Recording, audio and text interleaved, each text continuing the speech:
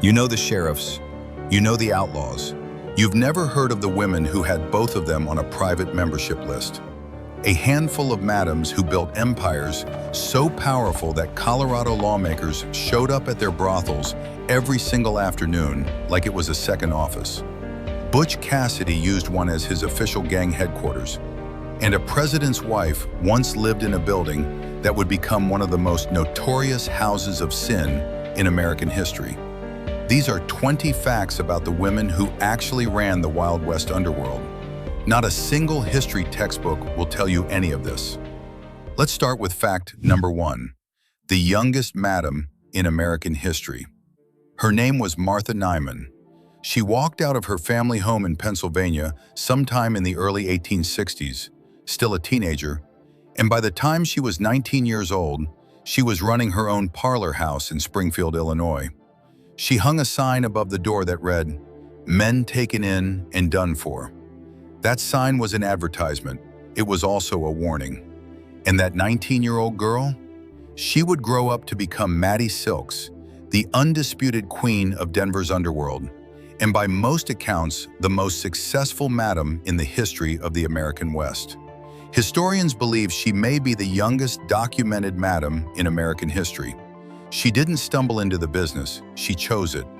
In a late-life interview, she said, and this is a direct quote, "I went into the sporting life for business reasons and for no other. It was a way for a woman in those days to make money, and I made it." That is not a woman who was victimized by circumstance. That is a CEO origin story. And it gets wilder from there. Fact number 2, the portable brothel on a freight wagon. When Maddie Silks decided to relocate her operation from Kansas City to Denver, she didn't travel like a regular person. She hired 4 women, loaded a freight wagon as a functioning mobile parlor house, and conducted business at every single mining camp between Kansas City and Denver. She called it her portable boarding house. The crazy part? She was strategic about it even on the road. Maddie had one rule about positioning. She always set up camp below the town rather than above it. Her explanation was blunt. Prospective clients would more willingly walk downhill than climb up. By the time she arrived in Denver, she had already turned a profit on the journey itself.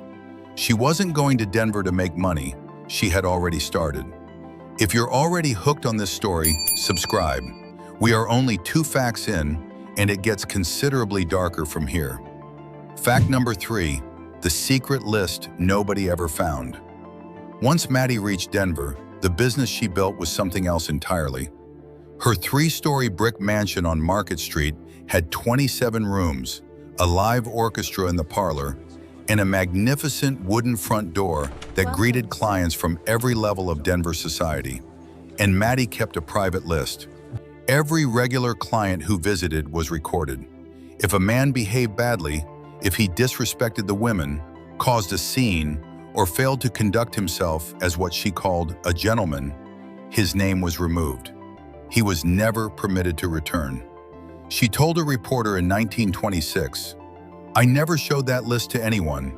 If a man did not conduct himself as a gentleman, he was not welcome nor permitted to come again."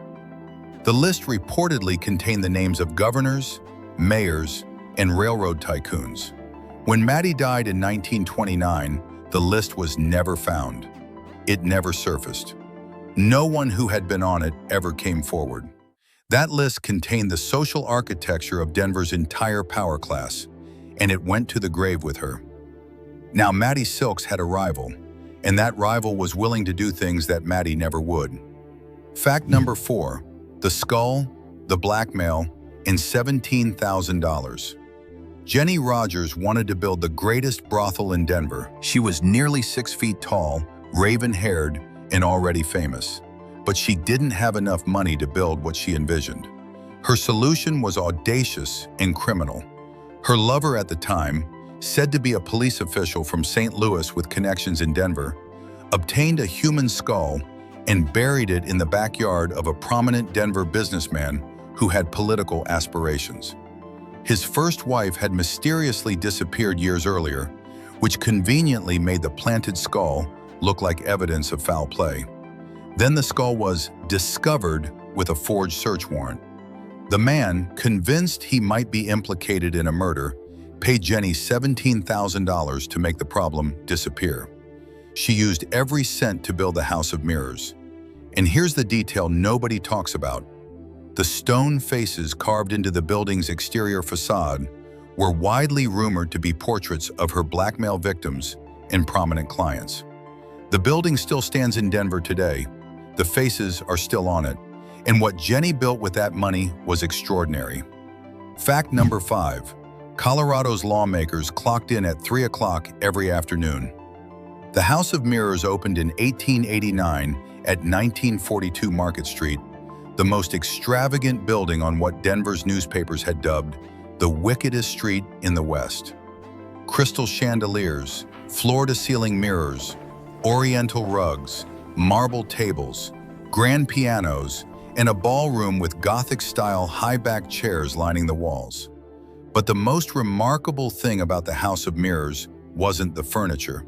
It was the clientele. The Rocky Mountain News reported in print that each afternoon about 3 o'clock, the august lawmakers would retire to Jennie Rogers' Palace of Joy on Market Street and there deport themselves in riotous fashion. Let that land for a second. Colorado's elected officials, the men writing the laws of the state, were so reliably present at a brothel at 3 in the afternoon that a major newspaper had a standing item about it. That is not a scandal, that is a schedule. And Jennie Rogers was the person who said it. Now, while Jennie Rogers was consolidating her empire, the press was busy printing a story about Maddie Silks that was almost completely fabricated, and it would fool historians for 50 years. Fact number 6. The legend that was invented by a pulp fiction writer. In 1951, a pulp Western writer named Forbes Parkhill published a story claiming that Maddie Silks and rival Madam Kate Fulton had stripped to the waist and fought a formal pistol duel over a man named Cortez Thompson, and that the only person shot was Cortez himself, who took a bullet in the neck. It was the most sensational story in Wild West folklore. It spread everywhere. It was repeated as fact for 50 years. The problem? It was almost entirely invented. 2 original newspaper accounts from 1877 describe a drunken brawl in a park in which Cortez was grazed by a stray shot. Parkhill read the words principles and seconds in a newspaper account, terms that can apply to any altercation involving witnesses, and invented the entire nude duel from there. The actual incident was reported by the Rocky Mountain News as a disgraceful row. No formal duel, no stripped women, just a messy brawl over a gambler who probably wasn't worth it. Historians confirmed the myth in 2006. The story was fiction, but it had already been in print for half a century, and the real women had been reduced to a tabloid legend instead of the business empire they had actually built. Back to the real story of Maddie Silks, because it is more impressive than any myth. Fact number 7. The Klondike Fortune and the people she fed. When gold was struck in the Klondike in 1897, Maddie recognized the opportunity immediately. She temporarily relocated her operation to Dawson City, Alaska, for roughly 3 months and returned to Denver with a substantial fortune. Historians estimate the equivalent of close to $1 million in today's money. She invested heavily in Denver real estate, buying and managing properties across the city. But here's what rarely gets mentioned. She used significant portions of that wealth to feed and shelter Denver's poor during hard times. The woman who had been dismissed by polite society as a criminal became in practice one of the most active private philanthropists serving Denver's underclass. The city's power brokers attended her establishment for entertainment, while she quietly used her earnings to keep hungry people fed. The history books don't carry that detail either. And here's something worth knowing before we move on. While Maddie was building this empire in Denver, a woman in Texas was about to hide $27,000 under her skirt and ride through a miners' strike. And somewhere in Kentucky, the real-life inspiration for one of the most beloved characters in Hollywood history was running a brothel that nobody would ever officially acknowledge. We'll get to both of them. But first, Jennie Rogers is about to make the worst decision of her life. Fact number 8, the bigamist husband and the spectacular collapse. After building the most famous brothel in Denver, Jennie Rogers fell in love. His name was Archie Fitzgerald, a Chicago politician, and she married him on April 26, 1904. She closed her business, gave up everything she had built, and tried to become a respectable wife. 6 months into the marriage, she discovered that Fitzgerald had a wife in Kansas City and another wife across Denver. He had been married to both of them the entire time. Jennie returned to Denver in 1907, reopened the House of Mirrors, and tried to rebuild. Fitzgerald had spent enormous amounts of her money in the meantime, driving her close to bankruptcy by 1908. She died in 1909, and her funeral was attended by society figures, former clients, and fellow madams from across the region. The noticeable absence was Archie Fitzgerald, the man she had given everything up for. He didn't show. And when Jennie died, Maddie made her final move. Fact number 9, the rival who bought everything. Maddie Silks and Jennie Rogers had been rivals for 30 years. They competed for clients, for territory, for prestige. When Jennie died in 1909, Maddie moved within weeks to purchase the House of Mirrors for $14,000. She ran both her own properties on Market Street and the House of Mirrors simultaneously, dominating Denver's underworld until the district was officially closed in 1915. She eventually retired to a home on Lawrence Street, far from her former territory, and married a man named John Reedy. She lived to 83 years old. She is buried in Denver's Fairmount Cemetery, right next to Cortez Thompson, the man she had loved, married, endured, divorced, and mourned for 29 years. He died in 1900 from eating spoiled oysters. She spent 3 decades buried next to the man who had spent her money, beaten her, and cheated on her repeatedly. The tombstone reads, Martha Reedy. Not a single Wild West history textbook carries the name Maddie Silks. Now we leave Denver, because the story of these women was not limited to one city. Fact number 10, Butch Cassidy's official gang headquarters. Fanny Porter ran what she advertised as a boarding house at the corner of Durango and South San Saba in San Antonio, Texas. In reality, it was the most luxurious brothel in the city. Silk sheets, fine glass fixtures, plush carpets, and chilled champagne served to special customers.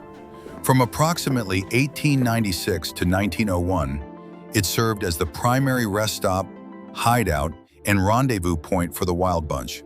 Butch Cassidy, the Sundance Kid, Kid Curry, and the rest of the gang between bank and train robberies. But here's the detail nobody talks about. The most mysterious woman in Wild West history, Etta Place, whose true identity was never confirmed, is believed by Pinkerton detectives and most historians to have been working at Fanny's place when she first met Harry Longabaugh, the Sundance Kid. Nobody knows for certain. Etta Place vanished from history in 1907, and her real name was never established. When the Wild Bunch split for the last time in February 1901, Fanny threw them a going-away party. Then she closed her doors and disappeared from history just as completely as Etta Place did. Nobody knows where she went. Nobody knows what name she used. She just vanished. Nobody in history has ever confirmed Etta Place's real identity. Not the Pinkertons, not Butch Cassidy's biographers, not anyone. If you think you know who she really was, drop your theory in the comments. We'll pin the best one. Fact number 11. She invented the first known call service in Texas. But before she vanished, Fanny did something that nobody in her industry had ever done before.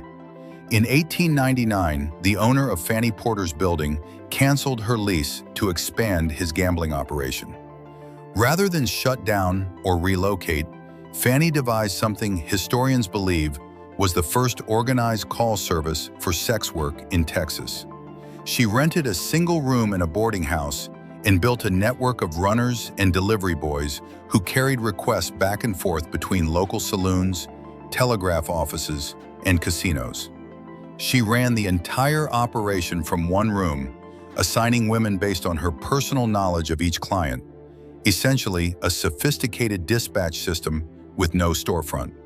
Even William Pinkerton himself, founder of the most feared detective agency in America and the man actively hunting the Wild Bunch across several states, visited Fanny during the manhunt.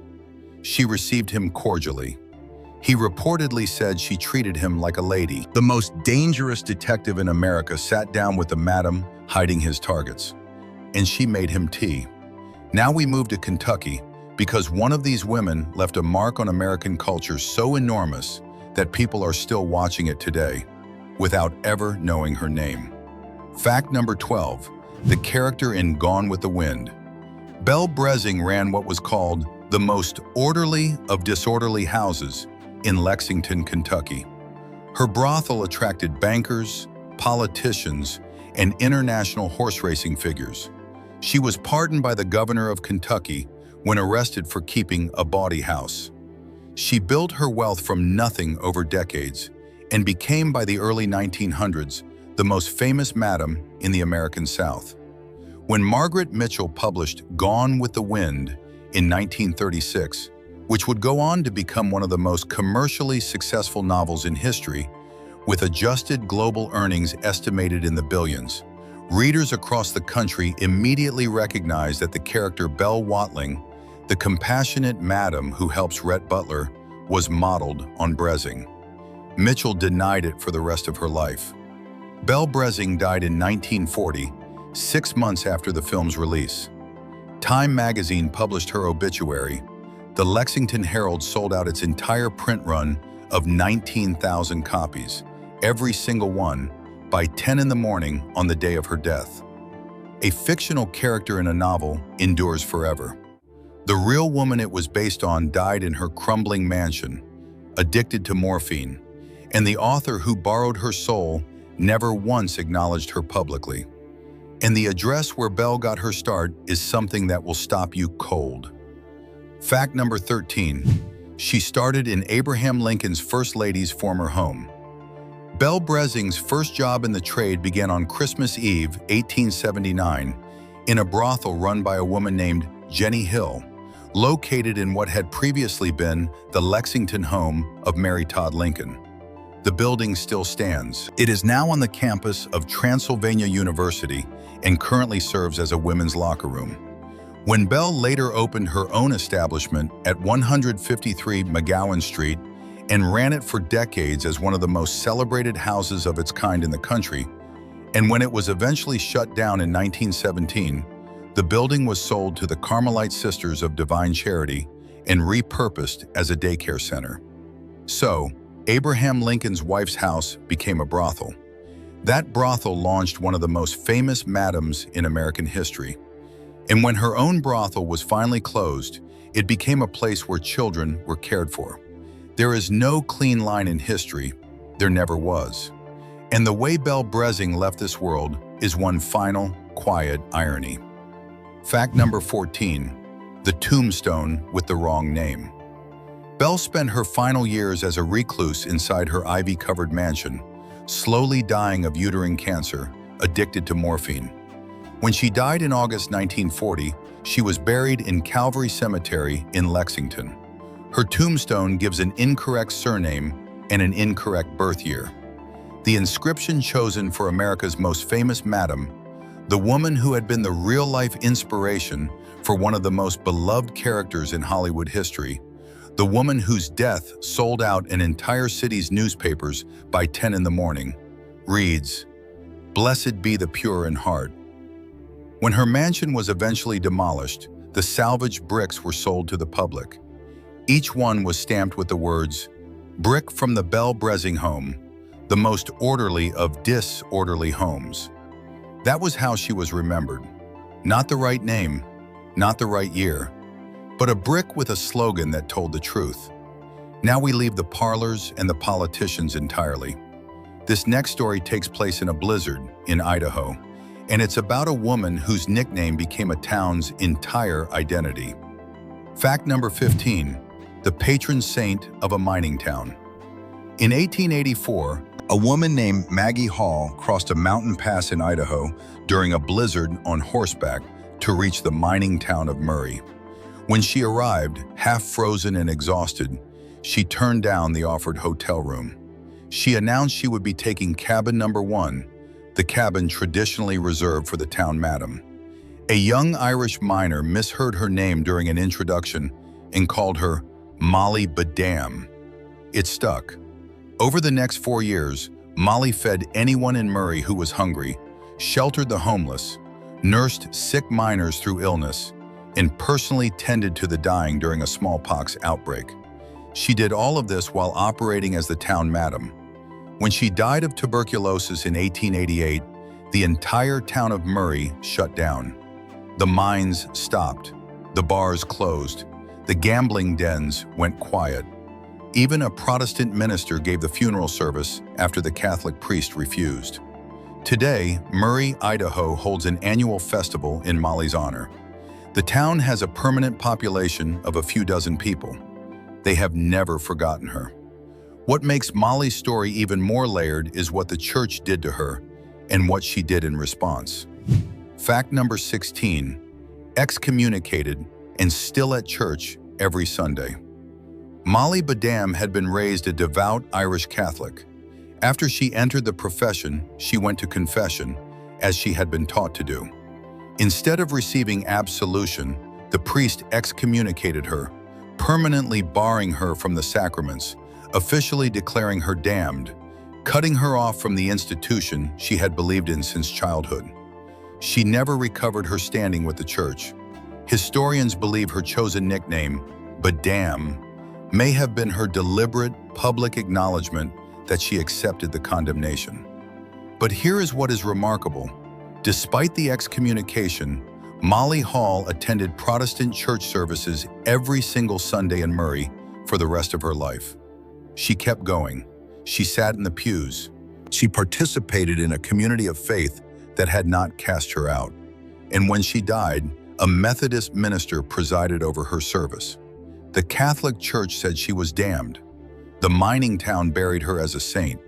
And this one involves a horse, a strike, and $27,000 hidden somewhere a man would never think to look.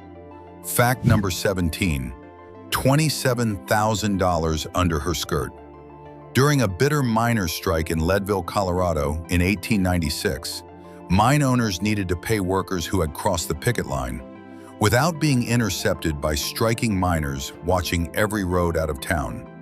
Laura Evans was one of the most popular women in Leadville. She agreed to help the mine owners. She hid $27,000 in payroll money under her skirts, mounted her horse side saddle, and rode directly through the strike lines under the pretense of visiting a friend at the mine. The miners, who knew and respected her, let her through without question. The delivery broke the strike. When the striking miners discovered what she had done, that the woman they trusted had delivered the money that ended their walkout, they blacklisted her from the entire town. She lost most of her income overnight. Laura Evans packed up and relocated to Salida, Colorado, where she spent the next 49 years building the longest-running parlor house in Colorado history. She was not sorry. She never said she was sorry. In interview recordings that still survive at the History Colorado archives, she never once expressed regret about the decision. But the story that defines Laura Evans most isn't the payroll. It's what she did during a pandemic. Fact number 18, nurses who were not nurses. When the 1918 Spanish flu swept through Colorado with lethal speed, Laura Evans closed her business and sent her women out into the homes of 6 Salida residents to provide nursing care. She outfitted them in nurses' uniforms deliberately, so that the families receiving care would not know who their caregivers actually were or where they came from. She also provided milk, coal, and groceries to families with injured or unemployed fathers across the town. One of the most vocal opponents of the red light district, a minister who had been campaigning loudly for its closure, was stunned when he discovered that the nurse who had cared for his sick wife was one of Laura's women.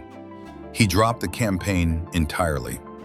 When Laura's parlor was finally closed by the Salida Town Council in 1950, sexual assault crimes in the town surged. 7 months later, the police chief came to her door and asked her to reopen.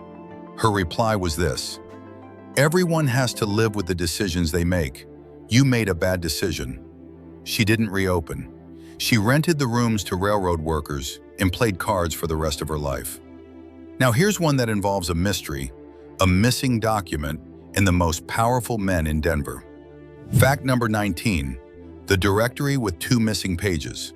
In 1892, Denver's madams and bar owners cooperated to produce a printed advertising guide called the Denver Red Book, a reliable directory of the pleasure resorts of Denver. It listed every establishment on Market Street in explicit detail: rooms, parlors, prices, entertainment, published at the exact same moment as the grand opening of Denver's ritzy Brown Palace Hotel just across the street. It was the most brazen commercial directory in American history. The only known surviving copy was found on the floor of a Denver streetcar and eventually donated to the Colorado Historical Society. 2 pages were missing. Historians believe those pages contained advertising for Maddie Silks and possibly the Navarre, 2 names that certain very powerful men may not have wanted preserved in the public record forever. Someone tore those pages out. Someone knew that copy was going to survive. The list of people with enough motive and access to do that removal is essentially the same list that was on Maddie's private client register, the one that was never found, that went to her grave in 1929. 2 missing pages, 1 missing list, the same men behind both. And that brings us to the end. Fact number 20, the final rule she never broke. In her last known interview, given in 1926 when she was 81 years old, Maddie Silks was asked about the women who had worked for her over her 50-year career. She gave one answer that historians and researchers have quoted ever since. She said, "I never took a girl into my house who had no previous experience of life in men. That was a rule of mine. No innocent young girl was ever hired by me, and they came to me for the same reasons that I hired them, because there was money in it for all of us." She was 81 years old. She was one of the wealthiest self-made women in the history of Colorado. She had outlasted every rival, bought the House of Mirrors, survived a man who spent her money and beat her and cheated on her, and still she died wealthy in her own home on her own terms. She died 3 years after that interview. She was buried under her legal name, Martha Reddy, next to Cortez Thompson. No monument, no museum, no place on the official record of American history. What Maddie Silks, Jennie Rogers, Belle Brezing, Fanny Porter, Molly Badam, and Laura Evans all had in common wasn't the profession. It was the power. In a century when women couldn't vote, couldn't own property in their own names without a husband's signature, and had almost no legal standing in business, these women ran enterprises that employed dozens, accumulated real estate portfolios, influenced politicians, sheltered outlaws, fed the hungry, and nursed the sick. They operated parallel economies in plain sight while polite society pretended they didn't exist. And when the era ended, history tried to erase them the same way. A wrong name on a tombstone. 2 pages torn from a directory. A novelist who denied the inspiration for her most beloved character until her death. The underworld these women built didn't disappear. The money from it moved upstairs.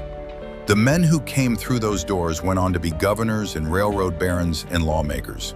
And nobody asked them where they'd been. The women stayed on the street, and history kept moving without them. If this video changed how you see the Wild West, leave a comment, because these women have been buried long enough. If you want the next chapter, saloon girls, female outlaws, women who disguised as men for 30 years, it is all coming. Subscribe so you don't miss it.